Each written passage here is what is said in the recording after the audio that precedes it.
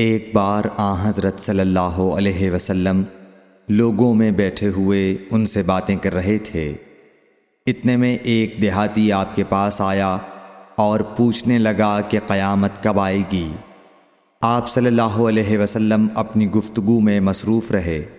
بعض لوگ جو مجلس میں تھے کہنے لگے، آپ صلی اللہ علیہ وسلم نے دیہاتی کی بات سنی لیکن پسند نہیں کی، اور بعض کہنے لگے کہ نہیں، بلکہ آپ نے اس کی بات سنی ہی نہیں۔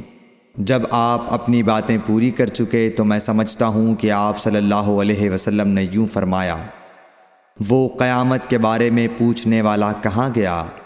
اس دیہاتی نے کہا، حضور میں موجود ہوں۔ آپ نے فرمایا کہ جب امانت ایمانداری دنیا سے اٹھ جائے تو قیامت قائم ہونے کا انتظار کر۔ اس نے کہا، ایمانداری اٹھنے کا کیا مطلب ہے؟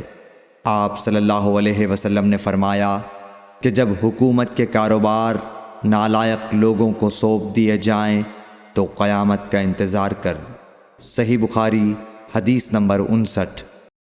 عبداللہ بن عمرو نے کہا کہ ایک سفر میں جو ہم نے کیا تھا، حضرت صلی اللہ علیہ وسلم ہم سے پیچھے رہ گئے، اور آپ صلی اللہ علیہ وسلم ہم سے اس وقت ملے جب عصر کی نماز کا وقت آن پہنچا تھا۔